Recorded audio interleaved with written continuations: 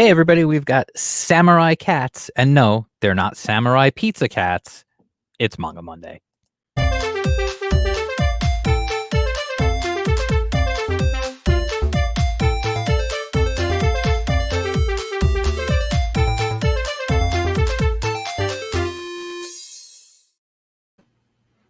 Hey, everybody, welcome back. It is another Manga Monday. I am Jam Creates here with another video for you guys. While you're here, if this is your first time here, I just want to say make sure, I want to say welcome. And please subscribe, hit the bell for notifications, all that good stuff. We're really creeping up on 300 subs. I'd love to get there by the end of the week. That would be amazing. And also, while you're here, you can always follow me on Twitter at jam_creates. Follow me on Instagram, also at jam_creates. And you can also go to indiecomics.underground.com. That is my free online zine dedicated to indie and crowdfunded comics. Comes out. The last one just got sent out to subscribers on the 4th of July. It is the biggest issue ever. It's almost 80 pages of interviews, previews, art, all kinds of cool stuff, artist spotlights, all kinds of stuff. And you can check out all the previous issues while you're there. And if you subscribe, you'll get every issue first. All right. So today's topic is, like I said, samurai cats, and no, not samurai pizza cats. This is Nekogahara. This is available. This is volume 1. Just so you guys are aware, I read volumes 1 and 2. This is available on Comixology. If you have a Comixology Unlimited subscription, you can read it for no charge. Obviously, you pay your monthly fee. You pay your, what is it, $5 a month, and then you can read all the unlimited stuff for nothing. So anyway, like I said, this is Nekogahara. It is put out by Kodansha. It was made by the creator of Shaman King, Hiroyuki Takei. And you can see right on the cover, Stray Cat Samurai. That's what this book is about. So as we get into it, the first few pages are in color, like most manga. That's generally what they do. And we just kind of see a confrontation between this lone cat and these other guys. And, and basically he just wipes them out. And then they ask, like, what's your name? And he tells them his name is Norachio. And then what I think is really neat, what they did, like I said, most manga, the first chapter will be in color, and then, the first few pages of the first chapter will be in color, and then everything else is in black and white. If you notice, and this is a nice little touch, if you notice, like when we start here, obviously you have your cover is in color. And then you've got like very subdued colors, almost like a watercolory kind of coloring on the first few pages. And then as we get to this page, it's almost as if the color is fading. And then we go into the black and white. It's like this almost like gradual transition from color to black and white, which is really cool. You don't normally see something like that, which is neat. All right. So anyway, this is, like I said, being volume 1. This has 6 chapters of the manga in it. So it's long, it's 160 something pages, I believe. So, you definitely get your bang for your buck. Obviously, if you're unlimited subscriber, you get your bang for your monthly fee. So what this is it's a world of cats. But the interesting thing about it is it's not just a world of cats. For example, most anthropomorphic animal stories, every being in the world is an anthropomorphic animal. In this world, there are still humans. And these are just the cats who live with the humans. So it's an interesting idea in that some of these cats actually have owners, which is why our main character has a bell. A kept cat, not a stray cat, will have a bell. So he has a bell, but he is a stray because his master is gone. So when they first see him with the bell, they're like freaking out. And he was just like, it's just a memento. I have my reasons for keeping it. My master's long gone. He visits this tea house, and you kind of get the lay of the land. pretty quickly you get this idea, that the landowner is a jerk, and he's collecting taxes like crazy. Like he's overtaxing the stray cats of this area who live under his quote unquote protection. And you're introduced to him here. He's the Siamese cat. Um, and those guys that our main character slaughtered in the beginning worked for him. So he comes seeking revenge, sort of. Essentially, he actually he offers the other guy a job. He offers the main character a job, but he also wants to kind of eliminate that tea house for retribution. Um, and it ends up like our main character stays behind, and he's still there. And so when they show up at the tea house, he's like, "I told you I wasn't gonna do anything." He's like, "Oh no, I have business here anyway." He's like, "It's got to be an example has to be made." So essentially, he's gonna kill. He wants our main character to kill this kitten who works in the tea house, whose family owns the tea house. And of course, he says no. And then he sets basically all his henchmen on him. So just as far as the story goes, it gets deeper than that, and it keeps going, and there's more to it. But essentially what it is it's a Ronin story. It's a story of a samurai with no master. But the interesting thing is our main character he's got some definite demons in him. For a story about samurai cats, this is pretty deep and heavy stuff.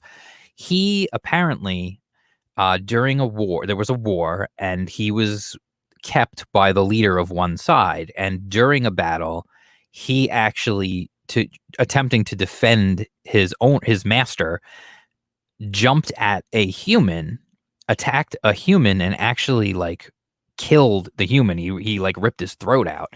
And when he was done with that, his master was gone. So we don't really know, is his master dead? Did his master just abandon him? We're not really sure. And like I said, I've read volumes 1 and 2, and that has yet to be resolved yet. But that's part of the driving thing, is his driving forces. He's trying to find, and he explains it later, as he's trying to find his place to die, basically, because he's old. He's not a young guy anymore. He's old, even though he still uses his kitten name, which is that chio suffix. Basically is like a kind of it's explained later, because I didn't know this, that it's sort of a that's like a kitten name, and then as you get older, you change your name. So him still having that chio at the end is kind of weird to most people. They're like, "You're old and beat up and everything else. Why do you have a kitten name?" But he kept it because that was the name that his master gave him. So he comes into basically, kind of an old story. He rolls into town, gets involved in some drama in the town, and this happens to him more than once. But he also eventually becomes wanted, and there's a price on his head, and so other samurais and other types of cat come looking for him to get that bounty. But like he says, he's looking for his place to die. He wants to just find his place, which I'm assuming he means by his master's side. Whether that means his master is already dead or not, he just wants to find his master, and I think then he will be happy and he can die in peace. Until then, he's going to slice up every mofo who gets in his way. It is a very violent comic. It's definitely a very violent manga. People, well, not people, but cats getting sliced into pieces. I will say there are times when some of the art is very good in the book, but there are times when I think he overdoes it with some of the effects and such, and it can be difficult to tell what's actually happening, which is a shame because, like I said, a lot of it is very beautiful, but there are times when it kind of gets lost. So he's got demons. He's haunted by this idea that he killed a human. He gets haunted by all these visions of the warrior that he killed, the red warrior, which was like the human that he killed. And he's trying to find his master, and he's trying to find, peace. And there's this a spot later where something pretty ridiculous happens. There's a couple of fairly ridiculous things that go on. One of the things is the revenge he takes on a guy who tries to come collect the bounty on him. What he does to the guy in revenge. It's pretty slick in the way it's presented because it is very cat focused, but what he does to him is just nasty. And then, so it's, I mean, I would definitely not recommend this for kids for sure. There's also another part where it gets a little perverted. In a funny way, though. If you're an adult, you can read it, you can laugh. It's silly, it's funny. Just don't take it too seriously. Where he meets this female ninja cat and something happens. I'll just leave it at that. But there's also this other cat who's following him to get revenge, who he kind of embarrasses and whatnot. And they wind up, it's almost like he's teaching this other cat lessons along the way. It's very interesting. And I'm curious to see where it goes. Oh, curious. You know what they say about curiosity. But anyway, it's a cool book. I mean, it's very unique, very strange. Like I said, it's very serious and it can be very dark. I mean, really dark in certain places. That's why I said it is not for kids. I know, like, the idea of like, oh, samurai cats, it's probably a kid. No, this is not a kid's book at all. It is dark. It can be very violent. It can be twisted, but it's very interesting. And like I said, the art is fantastic. There's a couple of moments where, like I said, it can be a little difficult to kind of discern what's happening.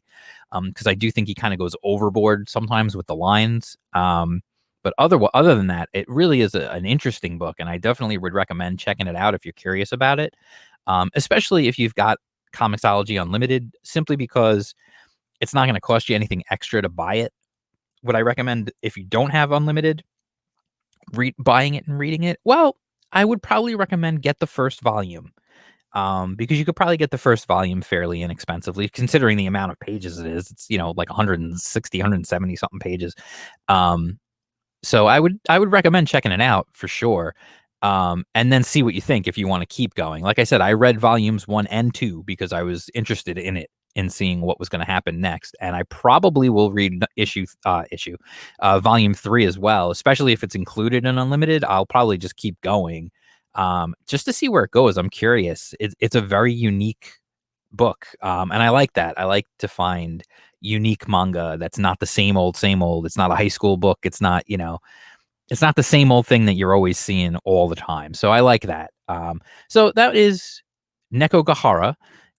Like I said, from the creator of Shaman King, and that's really the reason, one of the main reasons why I wanted to check it out, because Shaman King is flipping awesome. I love Shaman King, and it's a shame that you really can't get Shaman King anywhere nowadays unless you can find old volumes somewhere sitting on a shelf in a store. Otherwise, it's mad expensive if you're trying to get it secondhand, because it went out of print and nobody's got it. And it's annoying because the rights changed. It went from, I think it went from Shueisha, which is Shonen Jump and Viz, and it went over to Kodansha. And I think it might have stopped in between somewhere else too. Actually, I'm not even positive on that. And Kodansha is teasing something new, Shaman King, like a new Shaman King series, but they have yet to say anything about reprints on the old ones. I'm sure if they're going to put a new one out that they would reprint the old ones, because that would only make sense. But we'll see. I don't know. But anyway, that was what really drew me in to begin with, is just because I love Shaman King, and being able to see another book by the creator of Shaman King automatically had me interested. So that, like I said, that's Nekogahara.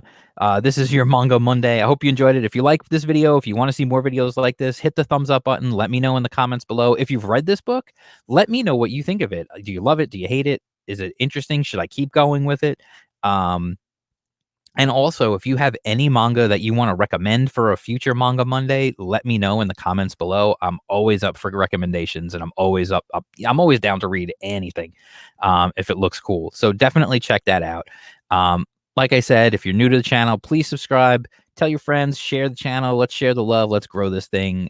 We're trying to just spread the comic book love, including the manga love. So definitely do that, and I will talk to you guys soon. Peace out.